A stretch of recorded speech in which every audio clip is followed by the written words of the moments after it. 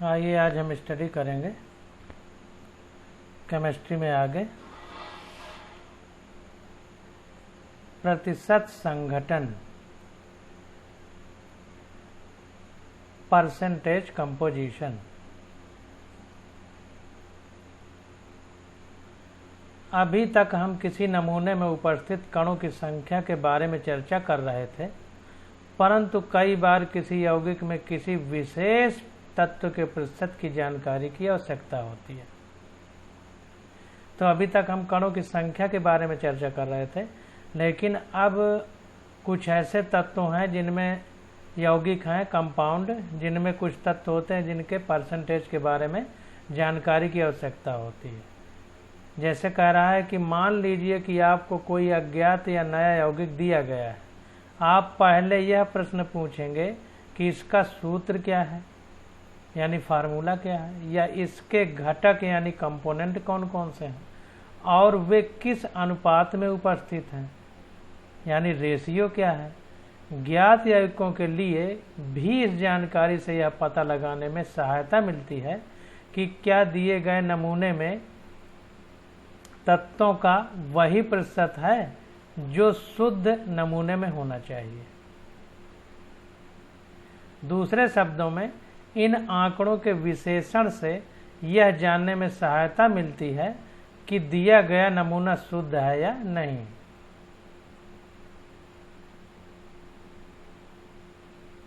आइए जल यानी H2O वाटर जिसको कहते हैं का उदाहरण लेकर इसे समझें। चूंकि जल में हाइड्रोजन और ऑक्सीजन उपस्थित होती हैं, अतः इन तत्वों का प्रतिशत संघटन इस प्रकार परिकलित किया जा सकता है। किसी तत्व का द्रव्यमान यानी मास परसेंटेज इक्वल टू यौगिक में उस तत्व का द्रव्यमान बटे यौगिक का मोलर द्रव्यमान गुणे 100। अब देखिए किसी चीज का परसेंटेज निकालना है तो जो कंपाउंड है तो जिस एलिमेंट यानी तत्व का मास निकालना है, प्रतिशत मास यानी परसेंटेज मास, तो उस एलिमेंट यानी तत्व का यौगिक में कितना द्रव्यमान यानी मास है बटे यौगिक का मोलर द्रव्यमान यानी जिसको मॉलिक्यूलर मास कहते हैं, और उसमें 100 का गुणा कर देंगे। तो जिसका निकालना है वो ऊपर रहेगा बटे टोटल रहेगा और गुणे 100 करेंगे।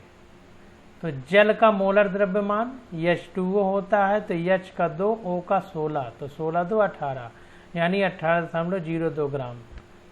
क्योंकि जो हमने बताया 16 2 18 इसमें कुछ कुछ पॉइंट में लिखा रहता है तो उसने 18.02 ग्राम लिखा है। हाइड्रोजन का द्रव्यमान प्रतिशत, अब देखिए हाइड्रोजन का निकालना है तो हाइड्रोजन ऊपर रहेगा और कुल कंपाउंड नीचे रहेगा यौगिक, गुणे 100 करेंगे। तो हाइड्रोजन का देखिए द्रव्यमान जो होता है 1.008 होता है, पीछे पढ़ चुके हैं। और चूंकि हाइड्रोजन H2 के फॉर्म में रहता है यानी 2 हाइड्रोजन एक साथ रहती हैं, इसलिए 2 का गुणा किया गया अपान यौगिक का मोलर द्रव्यमान। तो यौगिक कौन सा है हमारे पास, पानी, तो पानी का मोलर द्रव्यमान 18.02 और प्रतिशत में द्रव्यमान निकालना है तो 100 का गुणा कर दिया गया। इसी प्रकार अगर हम ऑक्सीजन का द्रव्यमान प्रतिशत यानी मास परसेंटेज निकालना चाहते हैं तो ऑक्सीजन तत्व है यानी एलिमेंट है, तो ऑक्सीजन का द्रव्यमान अपान यौगिक का मोलर द्रव्यमान यानी पानी का गुणे 100। तो ऑक्सीजन का 16 होता है बटे पानी का 18.02 हम निकाल चुके हैं और इसमें 100 का गुणा कर देंगे तो आ जाएगा 88.79। आइए एक और उदाहरण लें। इथेनॉल, इथेनॉल को C2H5 कहते हैं, यही एल्कोहल होता है जो पीने वाली शराब है, में कार्बन, हाइड्रोजन और ऑक्सीजन का द्रव्यमान प्रतिशत कितना है।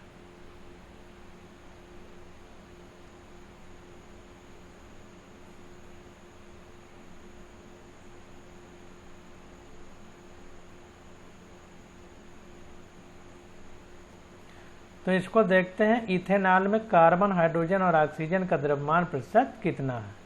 तो इथेनॉल का आणविक सूत्र मॉलिक्यूलर फार्मूला क्या है, C2H5OH।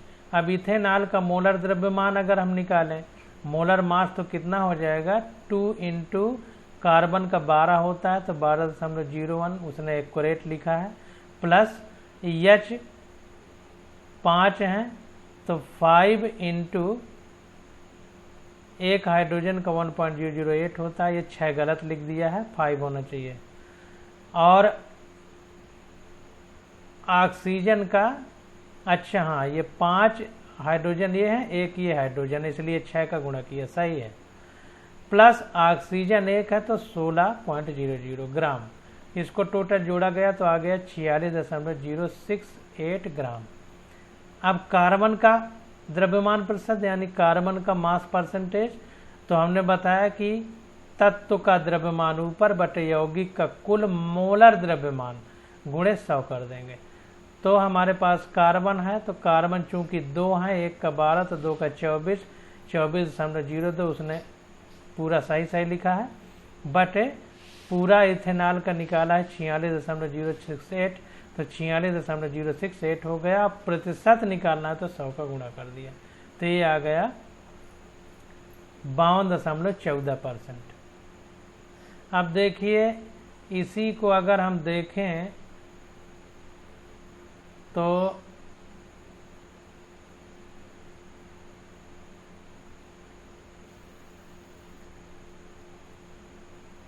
इस प्रकार भी कर सकते हैं, जैसे देखिए हम जैसे लिख रहे हैं ऐसे समझिए।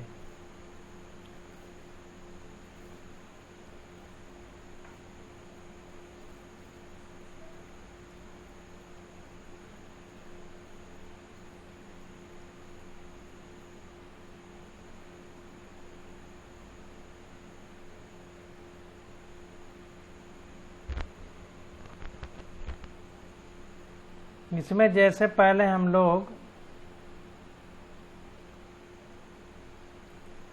चूंकि इसलिए वाले क्वेश्चन किया करते थे तो उसमें क्या करते थे, 24 ग्राम कार्बन है, 24 ग्राम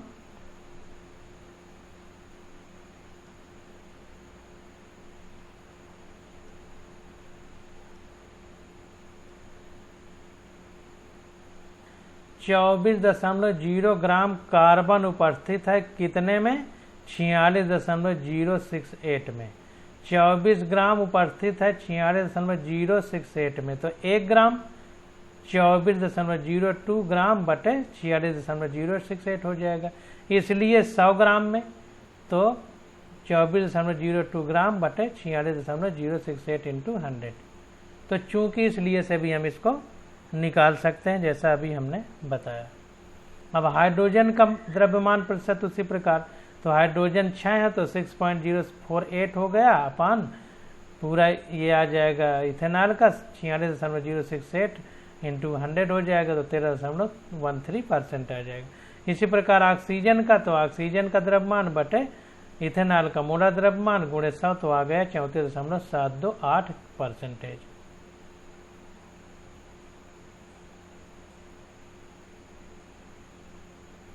द्रव्यमान प्रतिशत के परिकलनों को समझने के बाद अब हम यह देखेंगे कि प्रतिशत संगठन यानी परसेंटेज कंपोजिशन आंकड़ों से क्या जानकारी प्राप्त की जा सकती है।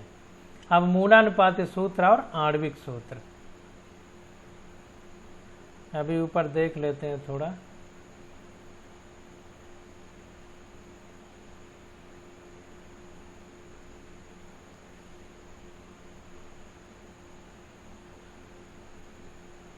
तो empirical formula for molecular formula and होना चाहिए था।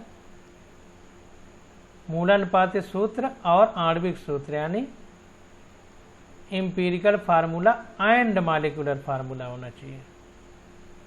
देखो जैसा कि नाम से हमें पता चल रहा है कि मूलानुपाती सूत्र, मूल मीन्स जड़, बेस, तो जो बेस होगा उसे मूलानुपाती सूत्र कहेंगे और उसका जो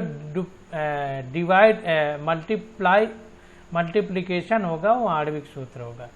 तो मूलानुपाती सूत्र किसी यौगिक में उपस्थित विभिन्न परमाणुओं के सरलतम पूर्ण संख्या अनुपात को व्यक्त करता है। बेस हमने बताया, मूल मीन्स जड़ यानी जो सबसे बेसिक है उसके बारे में।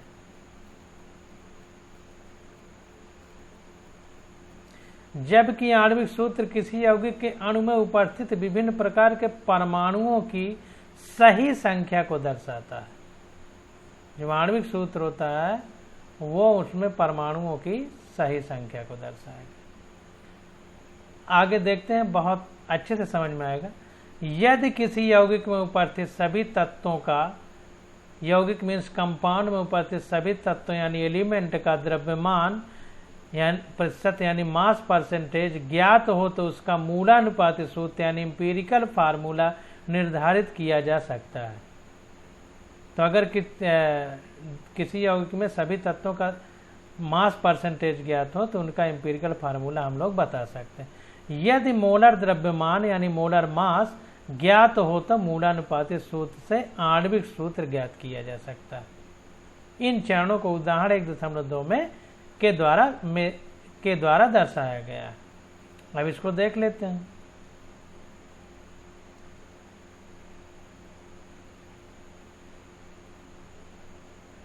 अब ये क्वेश्चन है, इसमें सारी बातें समझ में आ जाएंगी। एक यौगिक यानी कंपाउंड में 4.07% हाइड्रोजन, 24.27% कार्बन और 71.65% क्लोरीन है। इसका मोलर द्रव्यमान यानी मोलर मास 98.96 ग्राम है। इसके मूलानुपाती सूत्र और आणविक सूत्र ज्ञात कीजिए, यानी इंपीरिकल फार्मूला और मॉलिक्यूलर फार्मूला हमें पता करना है। तो सबसे पहले द्रव्यमान प्रतिशत को ग्राम में परिवर्तित करना। तो द्रव्यमान प्रतिशत को सबसे पहले ग्राम में परिवर्तित कर देंगे। चूंकि हमारे पास द्रव्यमान प्रतिशत उपलब्ध है अतः 100 ग्राम यौगिक को मानकर परिकलित करना सुविधाजनक होगा।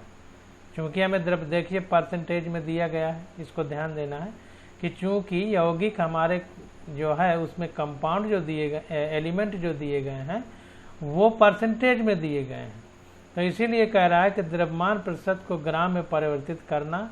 चूंकि हमारे पास द्रव्यमान प्रतिशत उपलब्ध है अतः 100 ग्राम यौगिक को मानकर परिकलन करना सुविधाजनक होगा।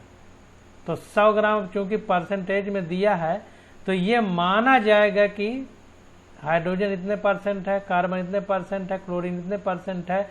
इसका मतलब कि जो हमारा कंपाउंड यानी यौगिक रहा होगा वो 100 रहा होगा, तो 100 मानकर सारा कैलकुलेशन करेंगे। तो वही कह रहा है कि चूंकि हमारे पास द्रव्यमान प्रतिशत उपलब्ध है अतः 100 ग्राम यौगिक को मानकर परिकलन करना सुविधाजनक होगा। इस प्रकार ऊपर दिए गए यौगिक में 100 ग्राम प्रति दर्श में, यानी 100 ग्राम हमारे पास जो है दिया गया है वो है में 4.07 ग्राम हाइड्रोजन, 24.27 ग्राम कार्बन और 71.65 ग्राम क्लोरीन उपस्थित है।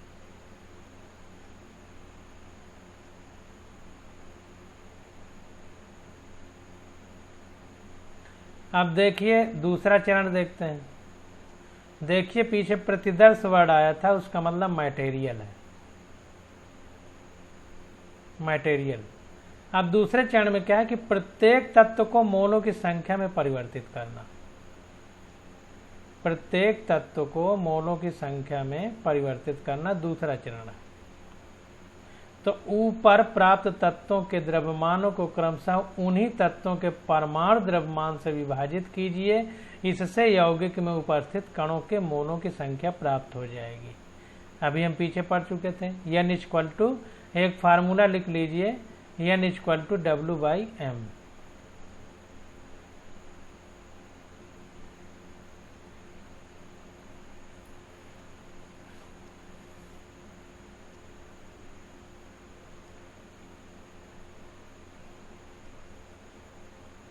कैसे हुआ था?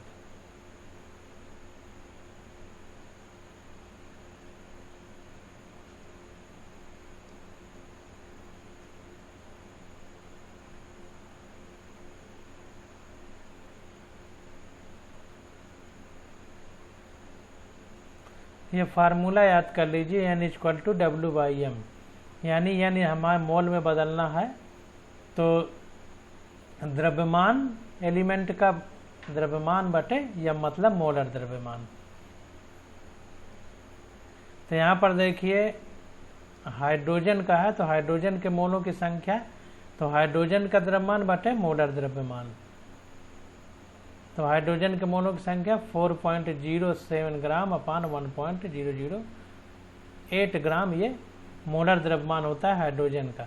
और जो हमको एक क्वेश्चन दिया गया है, क्वेश्चन में देखिए हाइड्रोजन इतना है, इसके बाद कार्बन इतना है, तो इतना बटे कार्बन का मोलर द्रव्यमान हो जाएगा। इसी तरह क्लोरीन का इतना बटे क्लोरीन का मोलर द्रव्यमान हो जाएगा। तो कार्बन के मोलों की संख्या देखिए ऊपर दिया गया था 24.27 ग्राम अपान कार्बन का मोलर द्रव्यमान C12 होता है तो 12.01 ग्राम लिखा। तो ये हल करने पे आ गया 2.021। इसी प्रकार क्लोरीन के मोलों की संख्या, तो क्लोरीन का जो द्रव्यमान ऊपर दिया गया था 71.65 ग्राम अपान क्लोरीन के मोलों की संख्या, तो क्लोरीन का मोलर द्रव्यमान 35.5 होता है। तो ये एक्यूरेट लिखा गया है। तो इसको भाग देंगे तो आ जाएगा 2.021। अब देखिए तीसरा चरण क्या होगा। तीसरे चरण में ऊपर प्राप्त प्रत्येक मोल संख्या को उनमें से सबसे छोटी संख्या से विभाजित करना। तो ऊपर जो मोल संख्या हमें प्राप्त हुई है, इसमें से जो सबसे छोटी है उससे सबको डिवाइड कर देंगे तो एक रेशियो आ जाएगा। चूंकि 2.021 सबसे छोटा मान है, देखिए इनमें सबसे छोटा 2.021 है, अतः 2.021 से विभाजित करने पर HCCl के लिए 2:1:1 अनुपात प्राप्त होगा। अब इसे डिवाइड करेंगे तो ये 2 बचेगा, ये 1 हो जाएगा, ये भी 1 हो जाएगा, तो 2:1:1 का अनुपात प्राप्त होगा। यदि ये अनुपात पूर्ण संख्या ना हो तो इन्हें उपयुक्त गुणांक से गुणा करके पूर्ण संख्या में परिवर्तित किया जा सकता है। तो अगर ये होल नंबर नहीं है तो किसी ऐसी संख्या से सम में गुणा करें ताकि ये होल नंबर में चेंज हो जाए। आगे देखते हैं, सभी तत्वों के संकेत लिखकर क्रमशः ऊपर प्राप्त संख्याओं को उनके साथ दर्शाकर मूलानुपाती सूत्र लिखिए।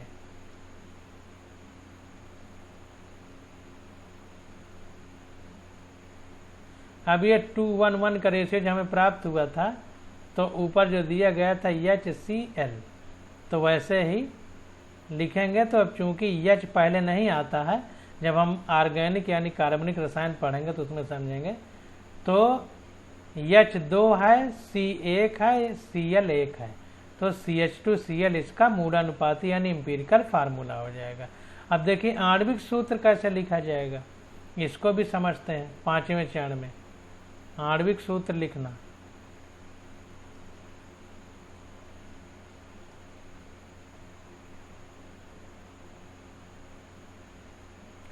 मूलानुपाती सूत्र द्रव्यमान निर्धारित करने के लिए मूलानुपाती सूत्र में उपस्थित सभी अणुओं के परमाणुओं का योग कीजिए। अब देखिए जितने भी परमाणु हैं यानी मॉलिक्यूल हैं, एटम हैं, उनमें सबको जो है हम लोग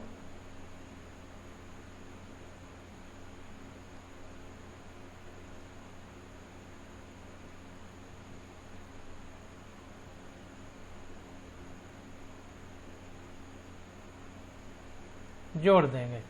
तो CH2Cl के लिए मूलानुपाती सूत्र द्रव्यमान हो जाएगा C12.01, H2 का 2 है तो 2 × 1.008 होता है, प्लस Cl 1 ही है तो 35.453। इसको जोड़ेंगे तो पूरा आ जाएगा 49.48 ग्राम।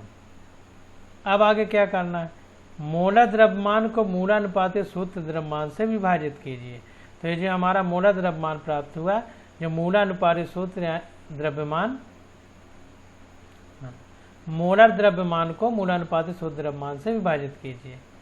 तो अभी मैंने मूलानुपाती सूत्र निकाला है, तो मोलर द्रव्यमान को मूलानुपाती सूत्र द्रव्यमान से विभाजित कीजिए। जो इंपीरिकल फार्मूला है उससे विभाजित करना है मोलर द्रव्यमान को। मोलर द्रव्यमान हमारा 98.96 ग्राम था, अपान मूलानुपाती सूत्र द्रव्यमान आ गया 49.48 ग्राम। तो इसको डिवाइड करेंगे तो आ जाएगा 2। अब ये देखिए जो ऊपर दिया गया है, ये जो ऊपर दिया गया है ये हमको क्वेश्चन में दिया है, उसको देख लेते हैं पीछे ताकि क्लियर हो जाए।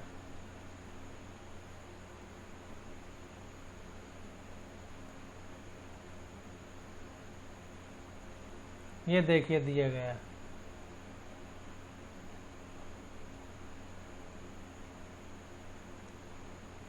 वही चीज लिखी गई। तो इसमें भाग दिया गया तो आ गया 2 आ गया, यानी इसको n में लिखेंगे, n नंबर है।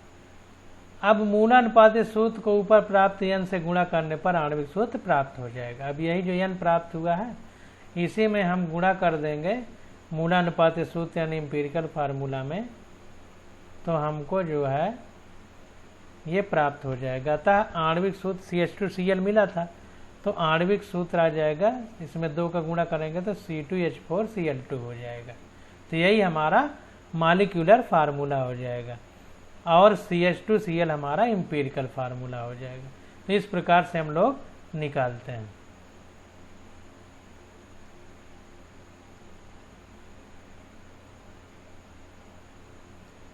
अब आगे आते हैं स्टिकियोमेट्री और स्टिकियोमेट्रिक परिकलन, स्टिकियोमेट्री एंड स्टिकियोमेट्रिक कैलकुलेशंस, बहुत इंपॉर्टेंट। स्टिकियोमेट्री शब्द 2 ग्रीक शब्दों स्टाइकियोन जिसका अर्थ तत्व है और मेट्रॉन जिसका अर्थ मापना है से मिलकर बना है। तो ये बहुत इंपॉर्टेंट है।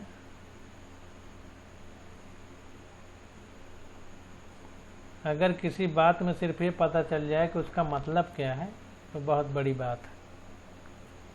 अतः स्टिकियोमेट्री के अंतर्गत रासायनिक अभिक्रियाओं में अभिक्रियकों और उत्पादों, अभिक्रियकों मतलब रिएजेंट और उत्पादों मीन्स प्रोडक्ट के द्रव्यमानों या कभी कभी आयतनों का परिकलन आता है।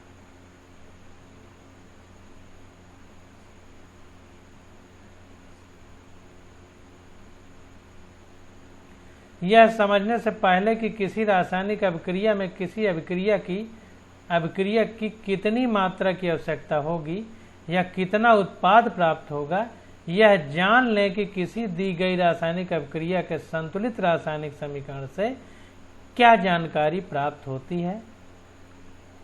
तो यह कह रहा है कि यह समझने से पहले कि किसी रासायनिक अभिक्रिया में किसी अभिक्रिया की यानी रिएजेंट की कितनी मात्रा की आवश्यकता होगी या कितना उत्पाद प्राप्त होगा, कितना प्रोडक्ट बनेगा, यह जान लें कि किसी दी गई रासायनिक अभिक्रिया के संतुलित रासायनिक समीकरण से क्या जानकारी प्राप्त होती है। आइए मीथेन के दहन पर विचार करें। इस अभिक्रिया के लिए संतुलित समीकरण इस प्रकार है। तो ध्यान दीजिए,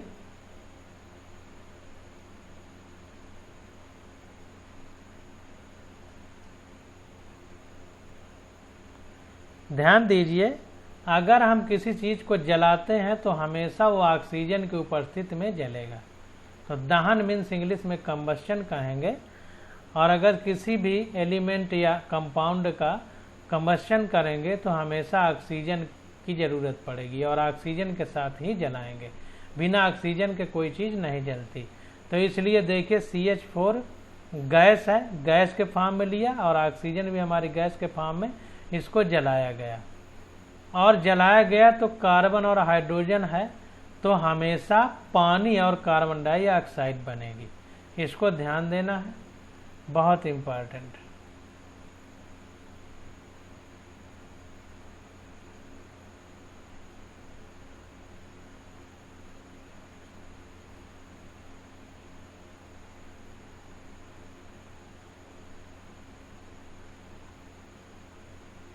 इसको बॉक्स में बंद कर लीजिए। जाहिर सी बात, किसी चीज़ को जलाने पे ऑक्सीजन की आवश्यकता होती है तो हमेशा ऑक्सीजन के साथ जलाएंगे और चूंकि कार्बन और हाइड्रोजन है तो कार्बन डाइऑक्साइड और पानी बनेगा। दोनों में ऑक्सीजन साथ आ जाएगी। यहाँ मीथेन और डाई ऑक्सीजन को अभिक्रियक या अभिकारक कहा जाता है, क्योंकि मीथेन और ऑक्सीजन रिएक्शन करके ये कंपाउंड यानी बना रही हैं कार्बन डाइऑक्साइड और पानी, तो मीथेन और ऑक्सीजन को डाई ऑक्सीजन, चूंकि 2 है ऑक्सीजन तो डाई कह रहा है, तो इनको अभिक्रियक यानी रिएजेंट कहेंगे और इनको प्रोडक्ट कहेंगे।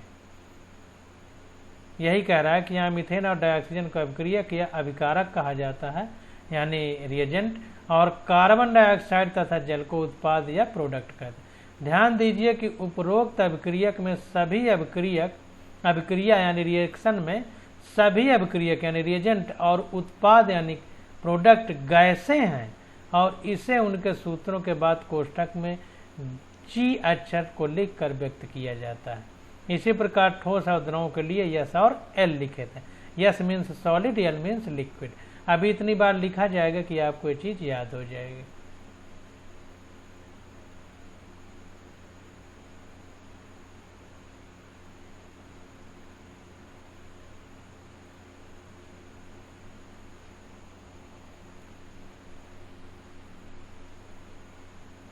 अब देखते हैं O2 और H2O यानी ऑक्सीजन और पानी के लिए गुणांक 2 को स्टीकियोमेट्रिक गुणांक कहा जाता है।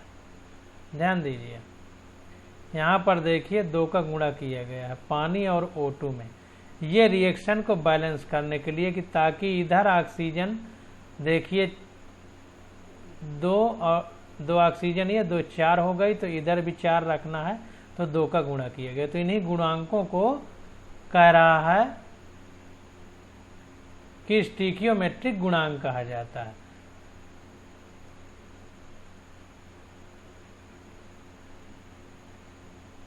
इसी प्रकार CH4 और CO2 दोनों के लिए यह गुणांक 1 है। उनके सामने देखिए कुछ नहीं है तो कुछ नहीं होगा तो 1 माना जाएगा। ये गुणांक अभिक्रिया में भाग ले रहे या बनने वाले अणुओं की संख्या या मोलों की संख्या को व्यक्त करते हैं। ये बहुत ही इंपॉर्टेंट बात है कि ये जो आगे आ रहे हैं ये अणुओं की संख्या या मोलों की संख्या को व्यक्त करते हैं। अतः ऊपर दी गई अभिक्रिया के अनुसार CH4 का 1 मोल, क्योंकि उसके सामने 1 था, ऑक्सीजन में 2 था इसलिए उसके 2 मोल, साथ अभिक्रिया करके 1 मोल CO2 और 2 मोल H2O बनाते हैं, क्योंकि CO2 के सामने 1 था और H2O के सामने 2 था। अगर ना समझ में आ रहा हो तो फिर से पीछे देख लीजिए CO2 के सामने 1 है, H2O के सामने 2 है। इसी प्रकार CH4 के पहले कुछ नहीं है तो 1 मानेंगे और ऑक्सीजन के पहले 2 है इसलिए 2, तो ये 1 मोल हो गया, 2 मोल हो गया। मतलब 1 मोल मीथेन गैस को 2 मोल ऑक्सीजन गैस के साथ जलाने पर 1 मोल कार्बन डाइऑक्साइड गैस तथा 2 मोल पानी की भाप मिलती है। गैस के रूप में वेपर ही होता है भाप।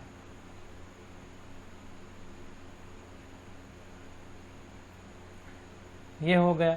CH4 का 1 अणु O2 अणु के 2 अणुओं के साथ अपक्रिया करके CO2 का 1 अणु और H2O के 2 अणु बनाते हैं। चाहे मोल कह दें चाहे अणु कह दें, इस बात को ध्यान रखना है। या देखिए, अब 1 मोल अगर होगा किसी चीज का तो उसको लीटर में अगर लिखेंगे तो 22.7 लिखेंगे। तो चाहे हम ये कह दें कि 22.7 लीटर CH4 गैस 45, देखिए इसका 2 गुना करेंगे, 45.4 लीटर O2, क्योंकि इसका 2 मोल था, के साथ अब क्रिया करके 22.7 लीटर CO2, क्योंकि इसका 1 मोल था, और 45.4 लीटर H2O, क्योंकि इसका 2 मोल था, देती है। एक ही बात। यही बात अगर आप ध्यान रखेंगे तो आगे नीट के सारे क्वेश्चन निकलेंगे। या इसको इस तरह कहें कि 16 ग्राम CH4 गैस, क्योंकि CH4 का द्रव्यमान निकालेंगे, मोलर द्रव्यमान निकालेंगे तो 16 ग्राम आएगा। 2 गुणे 32 ग्राम O2, क्योंकि 1 ऑक्सीजन का मोलर द्रव्यमान 16 होता है, 2 का 32 हो जाएगा, और चूंकि 2 मोल है तो 2 का गुणा कर दिया। के साथ अब क्रिया करके CO2 का 1 मोलर द्रव्यमान निकालेंगे तो 44 ग्राम आएगा। 44 ग्राम, और पानी का मोलर द्रव्यमान 18 होता है, चूंकि 2 मोल थे तो 2 का गुणा कर दिया, ग्राम देती है। इन संबंधों के आधार पर दिए गए आंकड़ों को एक दूसरे में इस प्रकार परिवर्तित किया जा सकता है। द्रव्यमान हो या मोलों की संख्या हो या अणु की संख्या हो या द्रव्यमान बटे आयतन यानी घनत्व हो, सबको एक दूसरे में बदला जा सकता है। तो ये बहुत ही इंपॉर्टेंट है। और इसके साथ साथ हमारा जो ये है, ये सारे बिंदु आप लोग याद कर लीजिए, ये बहुत इम्पोर्टेंट, ये रहेगा, ये रहेगा, ये रहेगा, ये रहेगा, सारे पॉइंट समझ लीजिए, बहुत ही इम्पोर्टेंट है। आगे बिना इनके एक भी क्वेश्चन नहीं निकल पाएगा। अब देखिए एग्जाम्पल देख लेते हैं। 16 ग्राम मीथेन के दहन से प्राप्त जल की मात्रा का परिकलन ग्राम में कीजिए। अब 16 ग्राम मीथेन को जलाया जा रहा है, हमने बताया कि जलाएंगे तो ऑक्सीजन के साथ ही जलाएंगे, और अगर जलेगा तो अगर हाइड्रोजन और कार्बन दो चीज़ है तो कार्बन डाइऑक्साइड और पानी ही बनेगा। तो मीथेन के दहन का संतुलित समीकरण CH4 gram plus 2O2 gas, ग्राम नहीं gas, plus 2O2 gas gives CO2 gas plus 2H2O gas. ये हमारा फार्मूला हो गया, पीछे हम पढ़ चुके हैं। अब 16 ग्राम CH4 1 मोल के बराबर है, इसका मोलर द्रव्यमान बराबर 1 मोल, इसका मोलर द्रव्यमान बराबर 2 मोल, मोलर द्रव्यमान गुणे 2 करेंगे तो 2 मोल हो जाएगा। तो इसी तरह 16 ग्राम CH4 1 मोल के बराबर है। ऊपर दिए गए समीकरण से 1 मोल CH4 गैस से H2O गैस के 2 मोल प्राप्त होते हैं। देखिए H2O 2 बन गया, CH4 का 1 है तो इसलिए 2 मोल H2O बराबर 2 गुणे 2 प्लस 16, क्योंकि मोलर द्रव्यमान हाइड्रोजन का 1 होता है लेकिन 2 है तो 2 हो जाएगा, इसी प्रकार का 16 हो जाएगा। तो ये आ जाएगा 2 गुणे 18 बराबर 36 ग्राम। तो 1 मोल H2O बराबर 18 ग्राम H2O का है, चाहे 1 मोल H2O का है चाहे 18 ग्राम H2O का है, क्योंकि मोलर द्रव्यमान है H2O का। तो ये हो जाएगा 18 ग्राम H2O बटे 1 मोल, और चूंकि 1 मोल और 18 ग्राम H2O दोनों बराबर हैं तो ये और ये बराबर हो जाएगा, तो कटेगा तो 1 आ जाएगा। अतः 2 मोल H2O बराबर 18 ग्राम H2O अपान 1 मोल H2O, और चूंकि 2 है तो ये पूरा 1 हो जाएगा, तो 1 में 2 का गुणा होगा तो 2 आ जाएगा, तो 2 गुणे 18 ग्राम H2O, तो ये 2 गुणे 18 हो जाएगा, यानी 36 ग्राम H2O हो जाएगा। कुछ नहीं समझना है, बस इतना समझना है कि 1 मोल H2O कहें चाहे 18 ग्राम H2O कहें, एक ही बात है, या 2 मोल कहें या 36 ग्राम H2O कहें, एक ही बात। 18 है 1 मोल तो 2 36 ग्राम होगा, ग्राम। इस तरह इसको समझना है। अब आगे 2 और क्वेश्चन है, इनको आगे कल करेंगे क्योंकि समय काफ़ी हो गया है।